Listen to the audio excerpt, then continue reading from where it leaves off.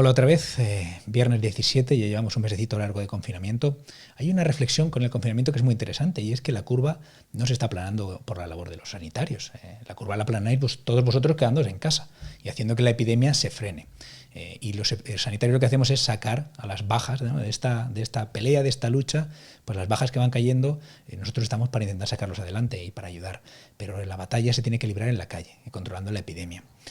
Después de las reflexiones del otro día, pues más sentidas o más cercanas dentro de lo que es la guardia, hoy vamos a hablar de un tema que tiene contenido, ¿no? Vamos a por el contenido. Vamos a hablar de los test. Hay muchísima información de los test, más allá de la parte técnica que vamos a revisar solamente por encima, muy rápido. Lo que interesa es hacer unas cuantas reflexiones de si te interesa hacerte el test o si nos interesa a todos como españoles que hagamos muchos test. Son unas cuantas reflexiones, el tema da para mucho. Podríamos hacer otro vídeo hablando del uso epidemiológico a nivel nacional de los test, o podríamos hacer otro vídeo hablando en concreto de cómo conseguir yo que me hagan el test, dónde voy, qué tengo que hacer, o qué tipo de test concretos puedo conseguir como usuario o como ciudadano individual, ¿no?, ya más allá de lo que ofrezca el Estado. Iremos por partes, vamos ahora a empezar un poquito con la teoría y a ir a la sustancia. Con respecto al tipo de test, podríamos separar dos tipos de test. Los test que nos permiten definir si hay virus en nuestro cuerpo y los test que nos permiten definir si hay una respuesta, si hay anticuerpos. Esa parte es más nuestra, si nuestro cuerpo ya ha empezado a reaccionar frente al virus. Los dos test tienen unas utilizaciones diferentes, como vamos a ver a continuación. El primer test del que vamos a hablar es el test de PCR. Cuando vemos en las noticias que se han hecho miles de test o cuántos test se hacen en un país, se refiere fundamentalmente a este test. En este test lo que vamos a mirar es si hay genoma del virus en nuestra garganta. Es un test que es muy sensible y muy específico, significa que casi no se nos escapan casos que tengan el virus, donde se pueda detectar, y que cuando sale positivo el test es coronavirus, no es un falso positivo ni es un error con un virus que se parece. En este test lo que hacemos es tomar muestra del fondo de la nariz, de la garganta, y es una prueba un poquito molesta porque hay que pasar un bastoncillo hacia el final, y si la técnica no se realiza bien puede salir falsamente negativo. Depende de que sepamos hacer la muestra. A lo mejor esto al principio era un problema, pero ahora todos los sanitarios, todas las enfermeras, los médicos saben realizarlo. Lo que hace el test es coger un trocito de ese genoma y empieza a multiplicarlo, reacción tras reacción en el laboratorio hasta que somos capaces de medirlo. Como decíamos, es el gold estándar cuando queremos controlar por dónde va la epidemia y si hay genoma del virus. Hay un test de detección, que es el test rápido, que es el test inmunológico. Aquí no estamos mirando si hay genoma del virus, que es una información como de más calidad. Lo que estamos mirando es si hay trocitos, si hay proteínas del virus. Este test tiene la ventaja de ser muy rápido, es también con un bastoncillo en la nariz y lo puede hacer el médico cuando va a casa, ¿no? El test que te dicen, bueno, pues iremos a casa a hacerlo. Pues a veces es este test. Tiene la ventaja de que es rápido y que se puede hacer en el momento. ¿Por qué no lo usamos? Pues porque tiene la desventaja de que es poco sensible. No es tan sensible como el test genético y además no es tan específico porque otras proteínas pueden dar falsamente positivo este test, mientras que el genoma, cuando sale positivo, pues el genoma que ese virus tiene solo lo tiene ese genoma, es mucho más específico del virus, ¿vale? Es un test menor y habitualmente lo usamos en combinación con la PCR, con el que hemos usado. A lo mejor si a uno le sale positivo, pues lo damos como positivo, pero si sale negativo, habitualmente confirmamos con el test anterior, que es mucho más sensible. Cuando vemos estos dos test, pues lo que nos están hablando es de si hay virus, pero puede ser si hay virus completos o si puede haber restos de virus. A veces cuando vemos a uno de estas series que vemos de pacientes en noticias, ha habido 100 pacientes en Corea que dieron negativo, que ya estaban curados y han vuelto a dar positivo. No sabemos todavía si se han reinfectado, si pueden tener viriones, si pueden estar mucho tiempo eliminando virus, pero probablemente lo que pasa es que con estos test tan específicos, tan sensibles, estamos detectando trozos de virus. No son coches enteros, a lo mejor detectamos una rueda o un paragolpes, detectamos una ventanilla, pero no es un coche entero que funciona y que va a poder infectar a otra gente. Trocitos del virus. Este es uno de los problemas. El otro problema es que esta prueba depende mucho de la técnica. Si hay que saber hacerlo bien con el bastoncillo, como decíamos antes, y depende de la muestra. Sabemos que a medida que el cuadro va evolucionando, al principio es más fácil de localizar en la nariz, luego en la garganta y finalmente donde lo debemos de encontrar es en el esputo y sobre todo en el moco profundo. Cuando en la UCI se hace un lavado broncoalveolar, que se pone un fibroscopio, un tubito y saca el moco profundo del bronquio, ahí es donde más positivo es. O sea que cuando la muestra es de más calidad, más hacia abajo en el pulmón y sobre todo en el plazo en el que estamos, hay que controlar las dos cosas para saber si es positivo o negativo. Es un test que tiene algunas limitaciones, pero que en general funciona bien. Cuando hablamos de los test para saber si nuestro cuerpo ya está teniendo reacciones, si está teniendo anticuerpos, hay que hacer una distinción. Con lo de los anticuerpos, y ahora muchos de vosotros estáis recibiendo información, hay que ir a por ideas sencillas que nos hagan entender las cosas bien. Los anticuerpos IgM son los anticuerpos agudos, los que nuestro cuerpo desarrolla a mitad de la batalla. Y los anticuerpos IgG son los anticuerpos de memoria, son los que nos van a dar una defensa, una inmunidad a largo plazo. Todavía no sabemos bien cuál es el largo plazo con coronavirus y probablemente, y por estudios similares y haciendo analogías con otros coronavirus, probablemente esto sea un plazo de unos 2 años, pero es difícil de saber. Y la gente que está pasando cuadros más leves genera menos anticuerpos, según algunos estudios recientes, con lo cual habrá que ver un poquito cómo pasa, pero a poco que consigamos una inmunidad de entre 6, 12 meses, un año, y tengamos cierta ayuda de las estaciones calurosas, probablemente con que lo pasemos una vez ya llegamos a la vacuna para la siguiente vez. Hay que intentar ver por fases, porque desde que nos infectamos el día 0 y que empieza la fase asintomática, vemos que la carga del virus va aumentando en sangre y después desciende cuando nuestras defensas lo ponen bajo control. Los anticuerpos IgM son los anticuerpos que aparecen a partir del 7º día habitualmente y van disminuyendo a medida que la infección se controla. Estos son los anticuerpos de la fase aguda. Y los anticuerpos IgG son los anticuerpos que aparecen a partir fundamentalmente de la segunda semana del día 14 y son los que duran mucho tiempo. Y estos son los que nos dan inmunidad.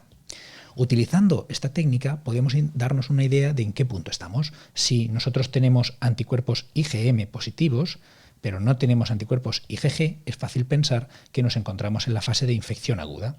Si por el contrario lo que tenemos son anticuerpos IgG positivos, pero tenemos los IgM negativos, estamos en la fase crónica, ya lo hemos pasado y estamos inmunizados.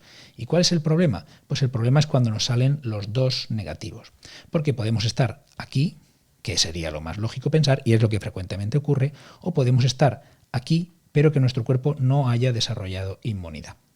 Entonces, ¿qué es lo que hacemos? Pues bueno, nos usamos de los test que tenemos para intentar coordinarlo. Con la PCR sabemos si hay virus, con la IgM sabemos si estamos en la fase aguda, con la IgG sabemos si hay inmunidad, y con toda esta grupo de pruebas nos hacemos un poquito una idea de en qué punto está cada paciente. Con respecto a las pruebas de anticuerpos, los anticuerpos que habitualmente conocéis son los anticuerpos de test rápido, que estamos hablando todo el rato en kits. En Reino Unido han destruido 3,5 millones de kits. Los kits que han comprado en España no tienen sensibilidad suficiente. Vale, hay que separar. Luego veremos que están los test serológicos convencionales, los de toda la vida, cuando el médico nos hace una serología, es una analítica de sangre. Estos test, la ventaja que tienen es que son bastante rápidos. La desventaja es que depende mucho, hay diferentes tipos y pelajes de test de diferente calidad. Y aquí es importante saber qué tipo de test tenemos entre manos. Por ejemplo, hay algunos test que lo que nos detectan es si tenemos anticuerpos, agudos, crónicos o los que sean. Pues eso nos puede servir para saber si hemos tenido algún tipo de relación con el virus y hemos hecho anticuerpos, pero no sabemos si estamos en fase aguda, crónica, si tenemos inmunidad o no. Los test que ahora mismo, uno de los test de los que habla el Ministerio en sus documentos oficiales es este. Tiene poca sensibilidad y además no nos permite separar entre uno y otro. Es un test que se puede utilizar para saber si uno ha estado en contacto con el virus, pero no nos permite saber finamente si hay inmunidad. Hay otros test que sí que tienen sensibilidad y que nos permiten, según las marquitas, saber si tenemos IgM, IgG o los dos o ninguno. ¿Vale? Son test que lo que pasa es que dependen también mucho del explorador, no solamente de la calidad, sino de si lo compramos y lo hacemos en casa sin ser sanitarios o sin saber manejar el test, incluso siendo sanitarios, podemos equivocarnos. Es un procedimiento más o menos sencillo, pero luego a la hora de la verdad uno se pone nervioso. Hay que pincharse, hay que coger una gotita de sangre, poner solamente 2 gotas de reactivo, la sangre tiene que ser suficiente. Es un test que puede salir falsamente negativo. El principal problema que tenemos con este test es que puede ser falsamente negativo. ¿Qué es lo que tenemos que hacer? Si el test sale positivo, ya tenemos un resultado, IgM o IgG.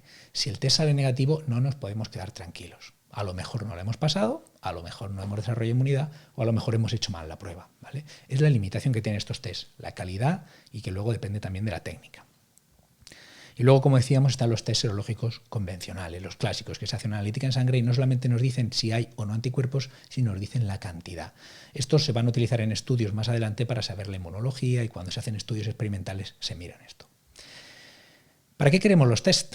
Porque tenemos que plantearnos si vamos a hacernos test, ¿para qué los queremos? Bueno, pues no es lo mismo utilizarlos para el modo poblacional, queremos controlar la epidemia, por dónde va la enfermedad, que utilizarlos para el modo individual. Si nosotros lo que estamos es enfermos, si estos síntomas son de otra cosa y que el médico sepa qué tratamiento ponernos. El el control es diferente según los usos que queremos darle. Entonces, el control de la epidemia, pues en la fase precoz, o sea, cuando estábamos al principio de la epidemia, que si recordáis, ha habido tantos casos positivos y se está buscando los contactos a los familiares, cuando hacíamos aquello de intentar controlar la epidemia y que no debemos de perder, vamos a tener que volver ahí. Podemos ser pesados y decir, pasamos de la epidemia, pero la naturaleza no negocia. Vamos a tener que controlar la epidemia si queremos controlar esto. Aquello que hacíamos al principio y que ahora nos parece que es incontrolable, ¿cómo podríamos controlar y trazar a tantos miles de casos? Bueno, en Estados Unidos se plantean si los estudiantes de primer año de medicina de este año usarlos como una fuerza a favor del servicio de salud pública y que estén todos haciendo test y recogiendo test con los pacientes y monitorizando los contactos y los seguimientos. Tenemos que hacer ese control. En ese control precoz, decía, cuando estamos intentando controlar las fases precoces de la enfermedad, el test de PCR, el de la nariz, es el más útil. También se puede utilizar el test inmunológico rápido porque en algunas pruebas, como estas que veíamos en Corea, que pasaban con el coche y les iban haciendo la prueba, este era el rápido. Y el que salía positivo ya lo tenían controlado, al que salía negativo le hacían el más fino, la PCR, ¿no? Y cuando vamos a hacer un test tardío, pues por ejemplo, ahora si quisiéramos saber cuánta gente lo ha pasado en España, ¿no? Para decir, bueno, pues vamos a volver a la normalidad más rápido o más lento. Pues para esto necesitaríamos el test serológico y fundamentalmente el rápido, uno que sea de buena calidad, porque los test serológicos convencionales con analítica de sangre no disponemos del personal ni del equipamiento suficiente para hacerlo y es más caro. Cuando lo que hablamos es del control de la enfermedad, tenemos que seleccionar también los test de forma diferente. En primer lugar, hay una cosa que hay que dejar clara. Cuando viene un paciente y ingresa, pues a veces el test sale negativo, pero hay muchos datos en la analítica, en la radiografía, en el TAC, incluso en los síntomas que tiene el paciente, que a mí me orientan claramente a pensar que el paciente tiene la enfermedad. Y tenemos muchos casos ingresados en el hospital que ingresaron como negativos, la primera prueba sale negativa y no nos lo creemos, y le ponemos el tratamiento. Y la segunda prueba sale negativa y no nos lo creemos y seguimos adelante, porque hay datos en la analítica y en la radiografía. Por eso cuando vais a urgencias y os hacen el test, no solamente el médico se fía en el test, ahí la analítica y la radiografía ayudan también mucho. Como decía, en función de en qué fase de la enfermedad nos encontramos, el manejo es diferente. Y por ejemplo, en las fases muy precoces, en los primeros días de la enfermedad, la PCR, y sobre todo la PCR en la nariz, es una prueba que nos va a permitir detectar el virus. Más adelante, la PCR en la nariz va perdiendo y estamos viendo que a partir del día 8, si queremos conseguir una PCR fiable, tiene que ser en esputo. Un paciente que está tosiendo, que arranque y en ese moco se detecta si hay virus o no. A partir del día 7, 8, 9 es cuando podemos empezar a mirar los anticuerpos y fundamentalmente vamos a mirar el IgM. Y más adelante, a partir del día 14, del día 18, vamos a ver si ya tenemos inmunidad. Como veis, en función de la fase en la que nos encontramos, fases de viremia o fases agudas o fase de recuperación, vamos a utilizar diferentes marcadores. El tipo de test, como decíamos, depende del objetivo y cuando no se trata de conocer la enfermedad, sino de conocer la inmunidad, pues lo que vamos a utilizar fundamentalmente son los test serológicos y tenemos que hacernos la idea de que los test serológicos, los rápidos, los de pinchazo, es muy complicado. Paren máquinas.